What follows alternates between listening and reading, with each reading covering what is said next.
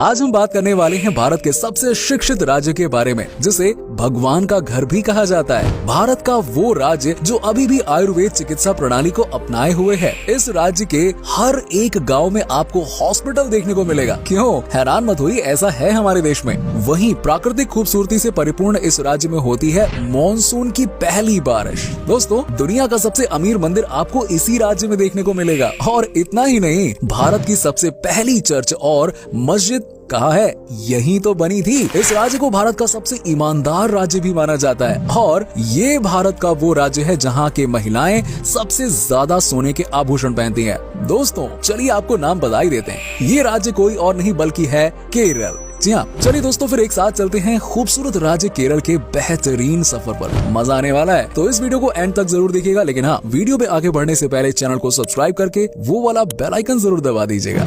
केरल दक्षिण पश्चिम मालाबार तट पर स्थित भारत का सबसे उन्नत राज्य है। केरल राज्य का गठन 1 नवंबर 1956 को हुआ था और इस राज्य की सीमाएं कर्नाटक, तमिलनाडु और लक्षद्वीप से जुड़ी हुई है। राज्य की जनसंख्या की बात करें तो ये है 3.46 करोड़ के आसपास और जनसंख्या के मामले में केरल भारत का 13वां बड़ा राज्य है। दोस्तों, केरल के मन मोह लेने वाली खूबसूरती के कारण ये राज्य देशी और विदेशी पर्यटकों के बीच में बहुत ही लोकप्रिय है। पश्चिम में अरब सागर, पूर्व में पश्चिम घाट और आपस में जुड़ी 44 नदियों वाले इस राज्य में ऐसी बहुत सारी भौगोलिक गुण हैं, जिसके चलते ये राज्य एशिया का सबसे पसंदीदा पर्यटन स्थल बना हुआ है। ये अपने लेक वाटर, खूबसूरत चाय के बागान, नौका विहार, हाउस बोट और खूबसूरत वादियों के लिए काफी लोकप्रिय है। छुट्टियां बिताने के लिए ये राज्य किसी स्वर्ग से कम नहीं है।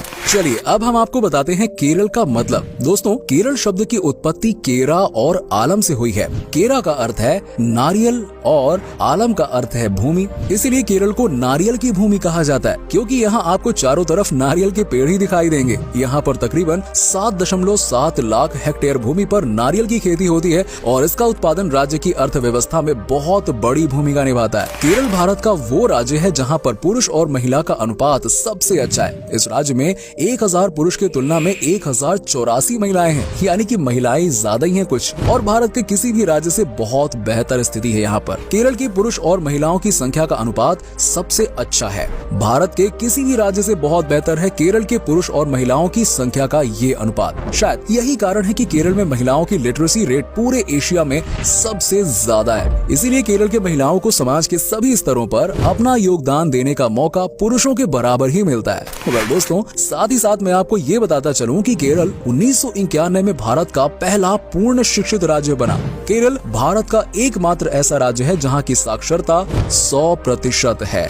दोस्तों, ये तो हम सभी जानते हैं कि रबर उत्पादन के मामले में भारत पूरे वर्ल्ड में चौथा स्थान रखता है। लेकिन सबसे मजेदार बात तो यह है कि भारत की कुल रबर उत्पादन में केरल की भागीदारी 90% है। इस राज्य की लगभग 5.45 हेक्टेयर जमीन पर रबर के पेड़ उगाए जाते हैं। दोस्तों, बारिश का मौसम किसे पसंद नहीं है। हर किसी को मानसून का इंतजार रहता है, चाहे वो किसान हो या फिर आम लोग। हर किसी को बारिश तो चाहिए ही चाहिए यार। लेकिन क्या आपको पता है कि भारत में सबसे पहली बारिश कहाँ होती है? अगर आपको नहीं पता तो कोई बात नहीं ना, हम आए हैं बता कर जाएंगे। आपको बता दूं कि भारत में मानसून की सबसे पहली बारिश हमेशा केरल में होती है। वैसे आपने न्यूज में सुना हो तो वहाँ बताते ही है कि केरल में बारिश हो गई है और हमारे इधर भी आने वाली है। जो पूरे देश में मौसम के आगमन का संकेत होता है। जून के फर्स्ट वीक के दौरान केरल में बारिश शुरू हो जाती है और यही वो समय होता है जब केरल की हरियाली अपने चरम पर होती है। इस दौरान यहाँ की प्राकृतिक खूबसूरती आए हाय हाय हाय बस देखने लायक बनती है। दोस्तों, भारत में हिंदुओं की संख्या सबसे ज्यादा है, जिसके कारण मंदिर भी ज्यादा है। लेकिन केरल में चर्च और मस्जिद की कोई कमी नहीं है और वो केरल राज्य ही है जहाँ सबसे पहले चर्च और मस्जिद बनाई गई थी। चेरामन जुमा मस्जिद नाम की पहली मस्जिद मालिक दिनार द्वारा 629 ईस्वी में स्थापित की गई थी। अब अगर चर्च की बात करें तो Saint Thomas Syro Malabar church Bharat का पहला चर्च है, जिसे सेंट थॉमस ने 52 ईस्वी में बनाया था। जब भी नेशनल हाईवे की बात होती है या इसके बारे में सुनते हैं तो आपके मन में बहुत ही लंबी और चौड़ी सड़कों का ख्याल आता होगा। वैसे आए भी क्यों नहीं, क्योंकि भारत की नेशनल हाईवे होती भी बहुत लंबी है। लेकिन कभी आपने सोचा है कि भारत की सबसे छोटी नेशनल हाईवे कौन सी है और वो कहाँ पर है? अगर नहीं तो हम आपको बता दें कि ये केरल राज्य में ही स्थित स्थित है। नेशनल हाईवे 47A भारत का सबसे छोटा हाईवे है, जिसकी लंबाई मात्र 6 किलोमीटर की है। आज के समय में लकड़ी का महत्व बहुत ही ज्यादा हो गया है। लोग अपने घर के शानदार फर्नीचर के लिए महंगे से महंगे लकड़ियां खरीदते हैं। इन लकड़ियों में सागवान का नाम सबसे पहले आता है। ये बात तो हम सभी जानते हैं कि सागवान की लकड़ी बहुत ही महंगी होती है, क्योंकि इससे बने फर्नीचर बहुत ही ज्यादा मजबूत और सुंदर होते हैं। लेकिन सागवान के पेड़ से जुड़ा एक महत्वपूर्ण बात पता है क्या है? ये पेड़ पूरे दुनिया में सबसे पहले केरल में अंग्रेजों के द्वारा लगाया गया था। केरल में ही आपको दुनिया का सबसे बड़ा और लंबा सागवान का पेड़ मिलेगा। दुनिया का एकमात्र सागवान संग्रहालय भी इसी राज्य में मौजूद है। दोस्तों, अब हम आपको यहाँ के लोगों के बारे में बताते हैं। केरल के लोग बहुत ही बिंदास किस्म के होते हैं, मतलब कि यहाँ के रहने वाले लोग बहुत ही हेल्दी लाइफ जीते हैं। अगर बात करें केरल के लोगों की औसत आयु के बारे में, तो इस राज्य में रहने वाले लोगों की औसत आयु 75 साल है, जबकि अपने देश भारत की औसत आयु कितनी है? 64 साल। अब इसी बात से आप अंदाजा लगा सकते हैं कि यहाँ के रहने वाले लोग अपने जीवन को कितने अच्छी तरह से मेंटेन करते हैं, हेल्दी रहते हैं। दोस्तों, क्या आपको पता है कि भारत का सबसे ज्यादा इंटरनेशनल एयरपोर्ट केरल राज्य में स्थित है? केरल राज्य देश का पहला राज्य है जहाँ 4 इंटरनेशनल एयरपोर्ट चालू हैं। ये एयरपोर्ट कोचीन, कोझिकोड, तिरुवनंतपुरम और कन्नूर जिले में स्थित है। और इन एयरपोर्ट्स में सबसे अच्छी कोचीन एयरपोर्ट है, क्योंकि ये एयरपोर्ट दुनिया का पहला एयरपोर्ट है जो पूरी तरह से सोलर पावर से चलने वाला एयरपोर्ट है। पर्यावरण के प्रति योगदान के लिए संयुक्त राष्ट्र द्वारा इस एयरपोर्ट को चैंपियन ऑफ द अर्थ से सम्मानित किया गया है। आपको जानकर खुशी होगी कि केरल भारत का एकमात्र ऐसा राज्य है जिसके हर एक गाँव में हॉस्पिटल मौजूद है। शायद यही वजह है कि यहाँ के लोगों की औसत आयु भारत में सबसे ज्यादा है। ये हॉस्पिटल भले ही गाँव में है, लेकिन इन हॉस्पिटल्स में सारी आधुनिक सुविधाएं उपलब्ध हैं। हर गांव में हॉस्पिटल होने के कारण राज्य में चाइल्ड डेथ रेट भी पूरे भारत में सबसे कम है। दोस्तों, अगर आपने रामायण पढ़ी या फिर सुनी है तो यकीनन जटायु की स्मृतियां आपके जहन में तो जरूर होंगी, है ना? जी हाँ, वही जटायु जिसने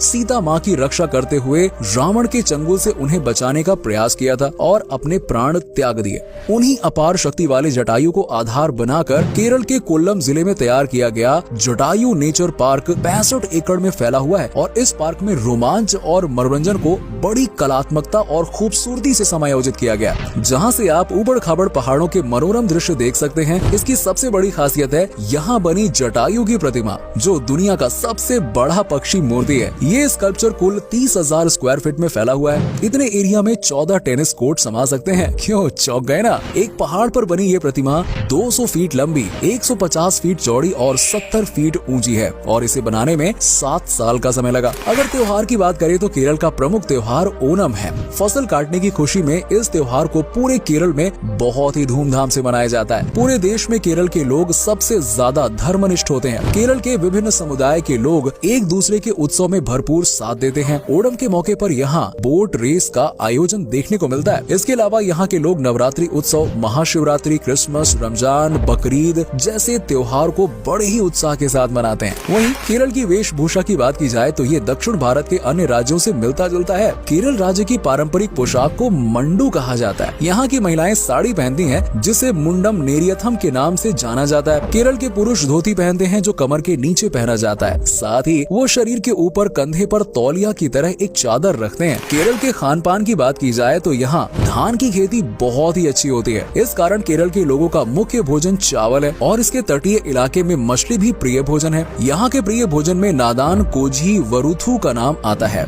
दोस्तों, केरल के लोग बड़े ही नेकदिल इंसान होते हैं। केरल के लोगों का रहन सहन भारत के अन्य राज्यों से थोड़ा अलग है। यहाँ के लोग भले ही पक्के मकानों में रहते हैं, लेकिन लोगों की आय का मुख्य स्रोत खेती है। यहाँ मसालों की खेती, चाय की खेती, नारियल, रबड़ और समुद्र से मछली पकड़ना प्रमुख व्यवसाय है। साथ ही इस राज्य के लोग बड़ी संख्या में विदेशों में भी काम करते हैं। केरल राज्य का पारंपरिक नृत्य कथकली है। केरल की कथकली एक शैलीबद्ध शास्त्रीय भारतीय नृत्य है, जो अपनी एक अलग पहचान रखती है। इसके अलावा केरल सिनेमा के क्षेत्र में भी हमेशा ही गुणवत्तापूर्ण फिल्में प्रदान करता रहा है। दोस्तों, सोना किसे पसंद नहीं है? खासकर हमारे देश में महिलाओं के बीच सोने की लोकप्रियता की बात ना ही की जाए तो बेहतर है ना? लेकिन जो लगाव केरल की महिलाओं को सोने के प्रति है, वो शायद आपको पूरे दुनिया में कहीं नहीं देखने को मिलेगा। सबसे इंटरेस्टिंग बात पता है क्या है? पूरे भारत में जो खपत सोने का है, उसका 20% केवल केरल के लोग उपयोग करते हैं। क्या आप जानते हैं भारत का सबसे अमीर मंदिर भारत के केरल राज्य के तिरुवनंतपुरम में स्थित पद्मनाभ स्वामी मंदिर है। ये न सिर्फ भारत का